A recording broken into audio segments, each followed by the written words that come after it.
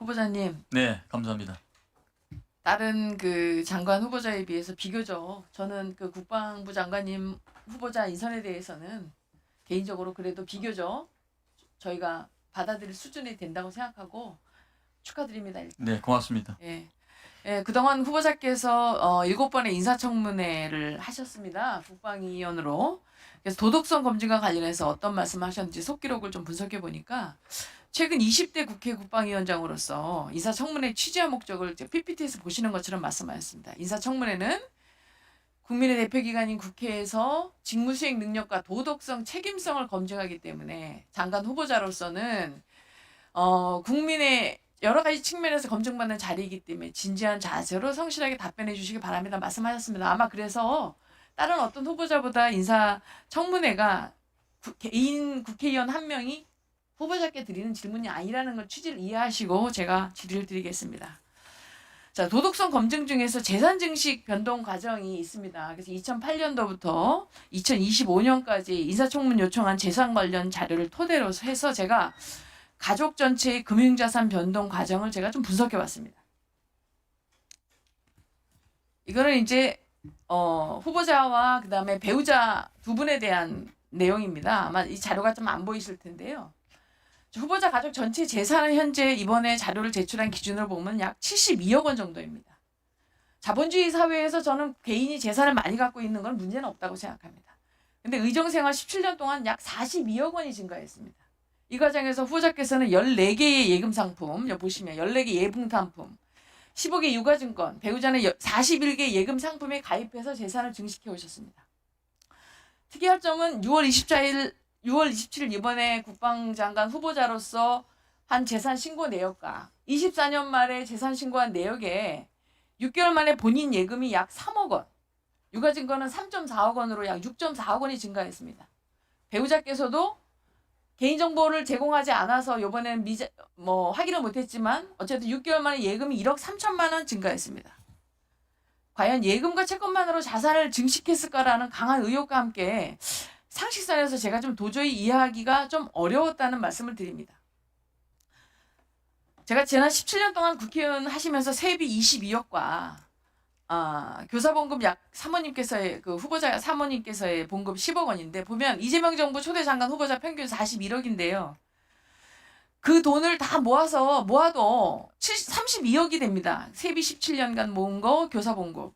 근데 거기 지금 72억이 되셨거든요. 근데 그 사이에 자녀 세 분을 교육시키고 생활하시는데 한 푼을 쓰지 않았을 경우에 32억인데 72억이 됐다면 그동안의 생활비, 의료비, 교육비는 어떻게 모아진 것인가에 대한 강한 의구심이 없을 수 없습니다. 물론 이게 도덕적인 흠결이라는 것이 무슨 범법행위를 했다 그런 말씀을 드리는 건 아닙니다.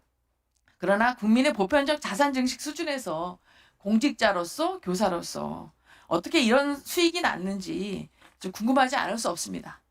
이 부분에 대해서는 나중에 해명하실 기회가 있다면 해명하셔도 좋습니다.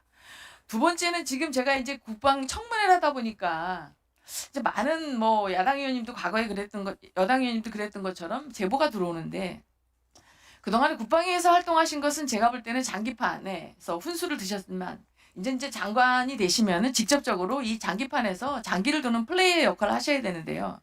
지난주까지 업무보고를 많이 받으셨는데 아까 말씀하실 때도 뭐라고 말씀하셨냐면 군에 대해서 4가지를 말씀하시는데 그중에 국민의 군대를 거듭나기 위해서 공정하고 균형 잡힌 인사를 하시겠다고 말씀하셨습니다. 그 굉장히 중요한 말씀입니다. 그런데 이제 어제가 아니라 업무보고 받는 자리에서 해외 파견 무관의 20% 이상을 진급시키라고 지시하셨다고 그러는데 사실입니까? 해외 파병 인원에 대해서 몇 퍼센트를 진급시키라는 얘기는 한 적이 없고요.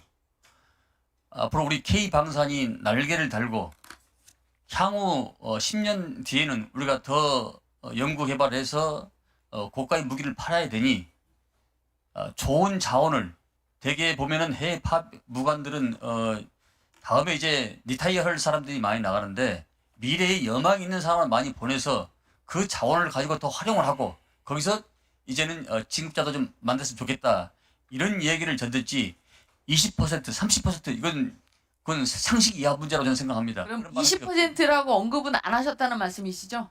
그렇게 할 수가 없는 것이죠. 네, 뭐 어느 자원이 어떻게 현재라서 20% 얘기를 합니까?